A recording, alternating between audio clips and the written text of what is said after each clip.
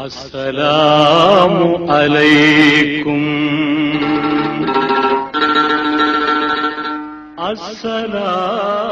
அஸ்ஸலாமு அலைக்கும். உள்ளே நுழைந்த ஷைத்தான் நல்லமல் செய்யக்கூடிய ஆபிதை அந்த இடத்துல வழிகெடுக்க வேண்டும். அவனுக்கு ஏதேனும் ஒரு ஊசலாட்டத்தை போட்டு தொழுகையை கெடுக்க வேண்டும். ஆனால் என்ன செய்கின்ற அந்த இடத்துல ஷைத்தான் தொழுபவாரை விட்டு விடுகின்றான். அப்போ ஷைத்தானை குறித்து சொல்லப்படுகின்றது, ஏன் அந்த இடத்துல ஷைத்தான் விட்டு விட்டான்? ஒருவேளை அந்த ஆபிது தவறு ஏதும் இழைத்து விட்டால் உடனே பக்கத்தில் இருக்கின்ற இமாமை எழுப்பி தவறுக்கு அவன் பரிகாரம் என்ன என்பதாக கேட்டு விடுவான். எனவே ஒரு ஆபிது அந்த கல்வியை கற்றுவிடக் கூடாது என்பதற்காக வேண்டி ஷைத்தான் எந்த அளவிற்கெல்லாம் போராடுவான். நல்லபடியே நீ செய்து கொள், ஆனால் ஆலிமை மட்டும் நெருங்கி விடாதே என்று சொல்லப்படும் ஷைத்தானை குறித்து. அந்த அளவிற்கு ஷைத்தான் ஆலிம்களை கண்டு ஆபிதுகளை கண்டு இப்படி எல்லாம் அணுகுமுறைகளை அவன் வெளிப்படுத்துகிறான் என்பதாக கதையாக பிள்ளைகளுக்கு சொல்லக்கூடியதாக ஒரு கதையை வரலாற்றிலே பதிவு செய்வார்கள். அந்த அளவிற்கு இல்மு என்பது மிகவும் முக்கியமானது. இது ஒரு மாபெரும் சொத்து. உலகம் எதற்காக படைக்கப்பட்டது? நாம் இதில் வாழ்ந்து அல்லாஹ்வை வணங்க வேண்டும் என்பதற்காக. முதல் நோக்கம் அதுதான். ஆனாலும் உலகத்தை பொறுத்த வரைக்கும் ஹதீஸில் வந்துள்ள வாசகம் என்ன? உலகம் சபிக்கப்பட்டது, உலகத்தில் உள்ள எல்லாமே சபிக்கப்பட்டது. எதனை தவிர்த்து? இல்லா திக்ருல்லாஹி வமா வாலாஹு, அல்லாஹ்வை திக்ரு செய்வதும் அல்லாஹ்வை நினைவு மூட்டக்கூடிய எதுவெல்லாம் இருக்கின்றதோ அதனை தவிர்த்து மற்ற எல்லாமே சபிக்கப்பட்டதுதான் என்பதாக ஹதீஸில் தெளிவாக வருகின்றது. எனவே அல்லாஹ்வை நினைவு கூறுகின்ற பள்ளிவாசல் சிறப்பிற்குரிய ஒரு இடம். இங்கே நாம் எப்படி தொழுது திக்ரு செய்கின்றோமோ இதே போன்ற அமலை வீட்டில் செய்ய வேண்டும் என்பதற்காக வேண்டிதான் சுன்னத்துகளை நீங்கள் வீட்டில் நிறைவேற்றுங்கள் என்பதாக ரசூலுல்லாஹ் சொல்கின்றார்கள். எனவே வீடு சிறந்த இடமாக மாறிவிடுகின்றது. அல்லாஹை குறித்து பேச வேண்டும். சிறைச்சாலை பொறுத்தவரைக்கும் நம்மை பொறுத்தவரை அது இழிவுபடுத்தப்பட்ட ஒரு இடம். ஆனால் ஹஜ்ரத் யூசுப் அலைஹிஸ்ஸலாம் அவர்கள் என்ன செய்தார்கள்? சிறையில் இருக்கின்ற 2 வாலிபர்களுக்கு அந்த நேரத்திலும் கூட அல்லாஹ்வை எடுத்து கூறி சிறையை மாபெரும் புனித சின்னமாக மாற்றினார்கள். எனவே அல்லாஹை குறித்து எங்கெல்லாம் பேசப்படுகின்றதோ, அல்லாஹ்வின் நினைவுகள் எங்கெல்லாம் பிரதிபலிக்கப்படுகின்றதோ அந்த இடமெல்லாம் சிறப்பிற்குரிய இடமாக மாறிவிடுகிறது. மட்டும் கிடையாது, அபூ ஹுரைரா ரலியல்லாஹு தஆலா அன்ஹு அவர்கள் சொல்லி காட்டுவார்கள், ஒரு நாள் கடை வீதிக்கு போய் கொண்டிருக்கிறார்கள். மக்கள் எல்லாம் வியாபாரத்தில் மும்முரமாக ஈடுபட்டிருக்கிறார்கள். நீங்க எல்லாம் பள்ளிவாசலுக்கு போகலையா? அங்க ரசூலுல்லாஹ்வுடைய சொத்துக்கள் எல்லாம் பங்கிடப்படுகிறது, உங்க பங்கு நீங்க வாங்கிக்கல என்பதாக கேட்கிறாங்க. அப்ப மக்கள் எல்லாம் கடை வீதியில் இருக்கின்ற பொழுது பொருட்களை எல்லாம் அப்படியே விட்டு பள்ளிவாசல் நோக்கி ஓடுகின்றார்கள். அங்கே சொத்துக்கள் எதுவும் கொடுக்கப்படவில்லை. மீண்டும் வருகிறார்கள். அபூ ஹுரைரா, நீங்கள் தானே சொன்னீர்கள், அப்படி எந்த ஒரு செயலும் அங்க நடக்கலையே. அப்ப அபூ ஹுரைரா ரலியல்லாஹு தஆலா அவர்கள் கேட்டார்கள், அங்க மக்கள் யாருமே இல்லையா? இருந்தாங்க. சில பேர் தொழுதுட்டு இருந்தாங்க, சில பேர் குர்ஆன் ஓதுனாங்க, சிலர் ஹலால் என்ன ஹராம் என்ன போன்ற பாடங்களை எல்லாம் படித்துக் கொண்டிருந்தார்கள். இதனை தவிர்த்து வேறு எந்த செயலும் அங்க நடக்கலையே என்பதாக சொல்ல அபூ ஹுரைரா ரலியல்லாஹு தஆலா அவர்கள் சொன்னார்கள், வைஹக்கும் ஃபதாக மீராத் முஹம்மதின் ஸல்லல்லாஹு அலைஹி வஸல்லம், உங்களுக்கு கேடு உண்டாகட்டும், அதுதான் பெருமானார் ஸல்லல்லாஹு அலைஹி வஸல்லம் அவர்களின் சொத்து. குர்ஆனை ஓத வேண்டும், ஹலால் ஹராமை தெரிந்து கொள்ள வேண்டும், மஜ்லிஸ்களை அமைக்க வேண்டும். இப்படிப்பட்ட சொத்தை நீங்கள் எதிர்பார்க்காமல் காசு பணத்தையா நீங்கள் எதிர்பார்த்தீர்கள் என்பதாக கேட்கிறார்கள் அபூ ஹுரைரா ரலியல்லாஹு தஆலா அவர்கள். எனவே பெருமானார் ஸல்லல்லாஹு அலைஹி வஸல்லம் அவர்கள் விட்டு சென்ற மாபெரும் சொத்து என்ன? இந்த மார்க்க கல்விதான். அதனால்தான் அதை கற்கக்கூடிய ஆலிம்களை நபிமார்களின் வாரிசு என்பதாக அடையாளப்படுத்துகிறார்கள். இந்த உலமா வரசத்துல் அன்பியா, நபிமார்களுடைய வாரிசுகள் யார்? இந்த உம்மத்தின் உலமாக்கள் என்பதாக ரசூலுல்லாஹி ஸல்லல்லாஹு அலைஹி வஸல்லம் அவர்கள் அடையாளப்படுத்துகிறார்கள். இந்த மார்க்க கல்வியை கற்கக்கூடிய ஆலிமுக்கு உமர் ரலியல்லாஹு தஆலா அவர்கள் சொல்கின்ற ஒரு செய்தி மிகவும் முக்கியமானது. அல்லாஹ் தஆலாவிற்கு என்று ஒரு மேலாடை இருக்கின்றது, ஒரு போர்வை. யார் மார்க்க கல்வியை தேடி புறப்படுகின்றாரோ அது மக்க மதரசாவும் இருக்கலாம் அல்லது ஆலிம் மதரசாவாக இருக்கலாம். அல்லாஹை பற்றி தெரிந்து கொள்ள ஒருவர் முற்பட்டு கடந்து செல்கின்றார் என்றால் அவருக்கு அல்லாஹு தஆலா தன்னுடைய மேலாடையை கொடுத்து விடுகின்றான். அந்த போர்வை அல்லாஹு தஆலா அவருக்கு போர்த்தி விட்டு அழகு பார்க்கின்றான். சொல்வது உமர் ரலியல்லாஹு தஆலா அவர்கள். இப்படி அவர் கல்வி கற்கின்ற அந்த நேரத்தில் ஏதேனும் பாவம் செய்து விட்டார், ஃபைன் அதுனப தன்பன், ஏதேனும் பாவம் செய்து விட்டார், இஸ்தஅதபஹு ஸலாஸ மர்ராத்தி லிஅல்லா யல்பஸஹு ரிதாஹு தாலிக, அல்லாஹு தஆலா போர்த்தி விட்ட அந்த போர்வையை மீண்டும் வாங்கிவிடக் கூடாது என்பதற்காக வேண்டி 3 அவகாசம் தருகின்றான். பாவம் செய்து விட்டாய், என்னை பற்றி தெரிந்து கொள்ள வந்திருக்கிறாய், பாவமும் நீ செய்து விடுகின்றாய், உனக்கு 3 அவகாசம் தருகின்றேன், அதற்குள்ளாக மன்னிப்பு கேட்டு விடு என்பதாக அல்லாஹு தஆலா கல்வி தேடக்கூடிய மக்களுக்கு சொல்வானாம். வஇன் ததாவல பிஹி ذنب ஹத்தா யமூத. அவன் கல்வியும் கற்றுக்கொண்டு மௌத்தாகின்ற வரைக்கும் பாவம் செய்து கொண்டே இருக்கின்றான் என்றால் இவனுக்கு ஒவ்வொரு தடவையும் இந்த 3 சான்ஸ் அல்லாஹ் தஆலா கொடுத்து கொண்டே இருப்பான் என்பதாக உமர் ரலியல்லாஹு தஆலா அவர்கள் சொல்லி காட்டுகிறார்கள். மார்க்க கல்வியை படிப்பவர்கள் மட்டும்தான் இப்படி மாபெரும் ஒரு சிறப்பு. அல்லாஹ் தன்னுடைய ஆளையே கொடுத்து விடுகின்றான். சிந்தித்து பார்க்க வேண்டும், அல்லாஹு தஆலா எந்த அளவிற்கு மார்க்க அறிஞர்களுக்கு முக்கியத்துவம் தருகின்றான். கற்றல் இருக்க வேண்டும், கற்பித்தல் இருக்க வேண்டும். காலம் முழுக்க இதை ஒருபோதும் நாம் விட்டு விடக்கூடாது. என இதுவரைக்கும் தெரியும், இதற்கு பிறகு போதும் என்பதாக நாம் ஒருபோதும் கல்விக்கு முற்றுப்புள்ளி வைத்து விடவே கூடாது. அபு யூசுப் ரஹிமஹுல்லாஹ் அவர்கள் வஃபாத்தின் கடைசி சமயம், உயிர் போகின்றது, அந்த நேரத்திலும் கல்வி கற்றவாறே பிறருக்கு பாடம் சொல்லிக் கொடுத்தே அவர்கள் ரூஹு பிரிந்தது என்பதாக நாம் வரலாற்றில் பார்க்கின்றோம். அந்த அளவிற்கு காலம் முழுக்க அபு ஹனீஃபா ரஹிமஹுல்லாஹ் அவர்களிடத்தில் படித்தார்கள். அவர்கள் வஃபாத்திற்கு பிறகு இவர்கள் ஆசிரியராக மாறுகின்றார்கள். வஃபாத்தின் கடைசி வரைக்கும் பாடம் எடுத்துக்கொண்டே வஃபாத் ஆனார்கள் என்பதை நாம் வரலாற்றிலே பார்க்கின்றோம். மக்தப் மதரசாக்கள், ஆலிம் மதரசாக்கள் அதனால்தான் மிகவும் சிறப்பிற்குரியது. அங்கே கற்றலும் நடக்கும், கற்பித்தலும் நடக்கும். எந்த ஒரு மஜ்லிஸிலே அல்லாஹை குறித்து பேசப்படுகின்றதோ, ஹலால் ஹராம் குறித்து முதாக்கரா செய்யப்படுகின்றதோ, அங்கே அல்லாஹு தஆலா என்னென்ன சிறப்புகளை கொடுக்கின்றான்? இல்லா நஸரத் அலைஹிம் சகீனா, முதலில் அந்த மக்களுக்கு அல்லாஹு தஆலா அமைதியை இறக்குகின்றான். உள்ளம் அமைதி பெறும், உடல் அமைதி பெறும், சுற்றியுள்ள மக்கள் எல்லாம் சாந்தமாக இருப்பார்கள். முதலாவது சிறப்பு இது. இரண்டாவது வகஷியத்துஹும் ரஹ்மா, அல்லாஹ்வின் மாபெரும் ரஹ்மத் அல்லாஹு தஆலா அவர்களுக்கு கொட்டி கொடுக்கின்றான்.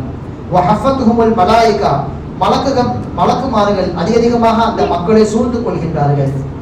வதகரஹுமுல்லாஹு தஆலா ஃபீ மன் இன்தஹு, எப்படி அவர்கள் மக்களுக்கு மத்தியிலே தன்னை பற்றி பேசுகின்றார்களோ, மக்களை விட சிறந்த மலக்குமார்களிடம் இந்த நபரை குறித்து அல்லாஹ் தஆலா பேசுகிறான் என்பதை ஹதீஸ்களிலே பார்க்கின்றோம். எனவே நாம் மார்க்க கல்வியை குறித்து மிகவும் விழிப்புணர்வோடு இருக்க வேண்டும். பிள்ளைகளை மக்தப் மதரசாவுக்கு அனுப்புங்கள். வயதை எட்டியவுடன் அவர்களுக்கு ஆலிம் மதரசாவில் அனுப்பி மார்க்க கல்வியை போதிப்பதற்காக வேண்டி பெற்றோர்கள் முயற்சி செய்ய வேண்டும். ஜிப்ரீல் அலைஹிஸ்ஸலாம் அவர்கள் ரசூலுல்லாஹ் ஸல்லல்லாஹு அலைஹி வஸல்லம் அவர்களுக்கு ஒரு விஷயத்தை சொல்ல வேண்டுமானால் வஹீயின் மூலமாக சொல்லி விடுவார்கள். நேரடியாக வந்து சொல்ல வேண்டும் என்ற கட்டாயமே கிடையாது. ஆனால் சில சமயங்கள் நேரடியாக வருவார்கள். இவர்கள் மாணவராகவும் ரசூலுல்லாஹி ஸல்லல்லாஹு அலைஹி வஸல்லம் அவர்கள் ஆசிரியராகவும் மக்கள் விளங்க வேண்டும். ஒரு ஆசிரியர் பணி எந்த அளவிற்கு முக்கியமானது, கல்வி கற்பதும் கல்வியை கற்றுக் கொடுப்பதும் எந்த அளவிற்கு மகத்துவமானது என்பதை சஹாபாக்கள் உணர வேண்டும் என்பதற்காக சில சமயங்களில் மனிதோற்றத்தில் வந்தும் இவர்கள் கல்வியை கற்பார்கள் என்பதாக ஜிப்ரீல் அலைஹிஸ்ஸலாம் அவர்களை குறித்து வருகின்றது. அவர்கள் எப்போதெல்லாம் வருகின்றார்களோ அந்த ஹதீஸிற்கு ஹதீஸு ஜிப்ரீல், ஜிப்ரீலுடைய ஹதீஸ் என்பதாக வரலாற்றில் பதிவு செய்யப்பட்டிருக்கிறது. எனவே இந்த அளவிற்கு ரசூலுல்லாஹி ஸல்லல்லாஹு அலைஹி வஸல்லம் அவர்களும் இஸ்லாமிய மார்க்க கல்விக்கு மிகப்பெரிய ஒரு முக்கியத்துவத்தை கொடுக்கின்றார்கள். உலக படிப்பை நீங்கள் பார்த்தால் ஒரு குறிப்பிட்ட நேரம் தான், அதை நேரடியாக நாம் கண்ணின் மூலமாக பிரயோஜனத்தை அனுபவிக்க முடிகிறது. எனவே நமக்கு அதன் மீது தாக்கம் அதிகமாக இருக்கிறது. மார்க்க கல்வியை குறித்த வரைக்கும் இப்போது அதற்கான பிரதிபலன் நேரடியாக காண முடியவில்லையானாலும் மறுமையில் மாபெரும் சிறப்பு அது உலக படிப்பிற்கு கிடையாது. குர்ஆனில் அல்லாஹ் தஆலா இதை சொல்லும் பொழுது யூத்தில் ஹிக்மத மை யஷா வமை யூத்தில் ஹிக்மத ஃபகத் ஊதிய கைரன் கஸீரா, நாம் யாருக்கு மார்க்க கல்வியை கொடுக்கின்றோமோ அவருக்கு ஏராளமான நலவுகளை கொடுப்போம் என்பதாக அல்லாஹ் தஆலா சொல்லி காட்டுகின்றான்.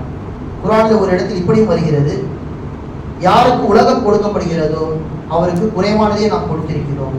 இப்ப நான் சொன்ன இந்த குர்ஆன் வசனத்திலே கைரன் கஸீரா, மார்க்க ஞானத்தை கொடுப்பவருக்கு அதிகமான நலவுகளை கொடுத்திருக்கும் என்பதாக அல்லாஹ் தஆலா சொல்லி காண்பிக்கின்றான். அதனால்தான் மார்க்க மேதைகள் சொல்வார்கள், உலகத்தில் நீங்கள் படிக்கின்ற எல்லா விஷயங்களும், உலகம் சம்பந்தப்பட்ட எல்லா விஷயங்களும் பிரயோஜனத்தையும் நீங்கள் உடனே புரிந்து கொள்ளலாம்.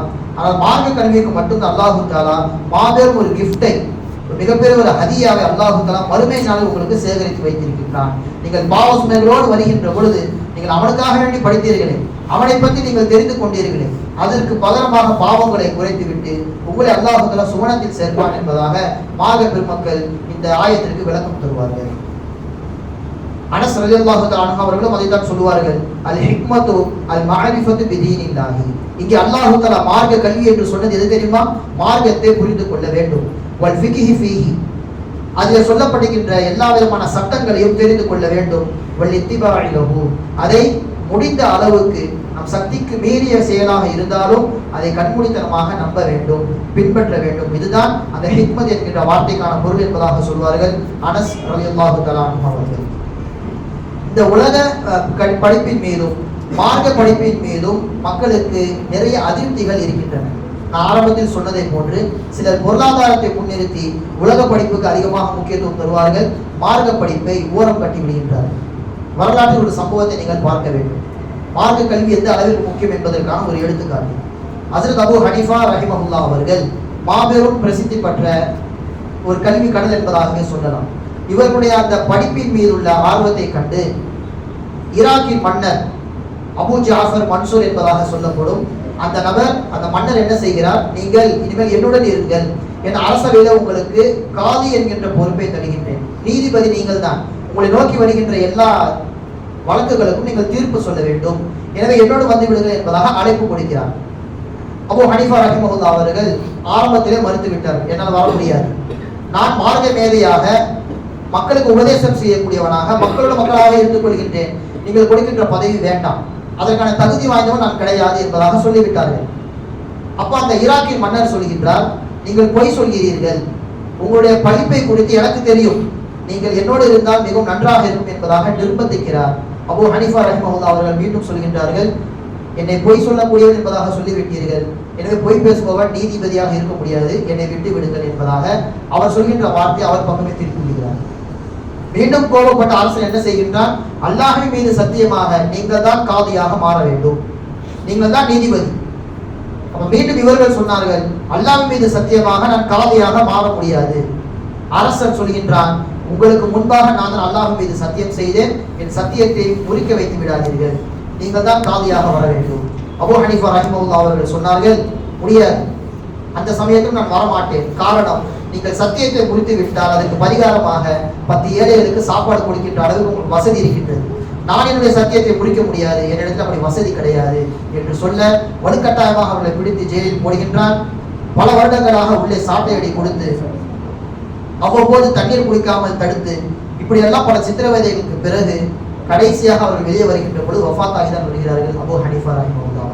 இங்கேதான் இமாம் பெருமக்கள் சொல்கின்றார்கள், ஒரு காதி பொறுப்பு என்பது மாபெரும் பிரசித்தி பெற்ற ஒரு பொறுப்பு. வசதியாக வாழலாம், எல்லா விதமான சலுகைகளும் கொடுக்கப்படும், ஆனால் அந்த பொறுப்பை இங்கே உதாசீனப்படுத்தி அதை வேண்டாம் என்று உதறிவிட்டு முழுக்க முழுக்க மார்க்க மேதையாக யாருடைய கட்டுப்பாட்டிற்கு கீழும் நாம் இல்லாமல் மார்க்கத்தை சுதந்திரமாக சொல்லக்கூடிய ஒரு இடமாக நான் என்னுடைய படிப்பை முன்னிறுத்தி இருக்கின்றேன் என்று இமாம் அபூ ஹனீஃபா ரஹிமஹுல்லாஹ் அவர்கள் எந்த ஒரு விதமான பிரதிபலிப்பையும் எந்த விதமான எதிர்பார்ப்பையும் எதிர்பார்க்காமல் மக்களோட மக்களாக வாழ்ந்தார்கள் என்று சொல்லிவிட்டு சொல்கின்றார்கள், ஆலிம்களும் இப்படித்தான் இருக்க வேண்டும், எந்த ஒரு பலனையும் எதிர்பார்த்து படிப்பை கற்றுக்கொள்ளக்கூடாது. அவர் கற்கின்ற கல்வி எதற்காக வேண்டி அல்லாஹ்வின் மார்க்கத்தை போதிக்க வேண்டும். அதற்கு மிக சரியான ஒரு இடம் ஆலிம் மதரசாக்களும் ஹாஃபில் மதரசாக்களும் தான். உலகம் நமக்கு வேண்டும் தான், அதை நாம் கொஞ்சமாக எடுத்துக்கொண்டு முழுக்க முழுக்க நாம் நம்முடைய பிள்ளைகளையும் நாமும் அதிகமாக மார்க்க கல்வியை கற்றுக்கொள்ள வேண்டும். ரசூலுல்லாஹி ஸல்லல்லாஹு அலைஹி வஸல்லம் அவர்கள் கல்விக்கு தடை போடவில்லை, கல்வியை கற்றுக்கொள்ளுங்கள், ஆனால் அல்லாஹ்வை பற்றி நீங்கள் அறிந்து கொள்வது அதிகமாக இருக்க வேண்டும் என்பதாக சொல்லி காண்பிக்கிறார்கள். அதனால்தான் உமர் ரலியல்லாஹு தஆலா அவர்கள் ஒரு அடிமையை பார்த்து சொன்னார்கள், ஒரு அடிமைக்கு அல்லாஹு தஆலா எந்த அளவுக்கு சிறப்பை கொடுத்து அவரை உயர்த்துகின்றான், அவருக்கு அல்லாஹு தஆலா குர்ஆனை ஓதக்கூடிய வாய்ப்பை கொடுக்கின்றான், அதில் உள்ள ஹலால் ஹராமை அவர் தெரிந்து வைத்திருக்கின்றார். இதன் காரணமாக இன்னல்லாஹ யர்ஃபஉ பிஹாதல் கிதாபி அக்வாமன், அந்தஸ்தில் குறைந்தவராக இருந்தாலும் இந்த வேதத்தின் மூலமாக அல்லாஹ் தஆலா ஒரு அடிமையை உயர்த்தி விடுகின்றான்.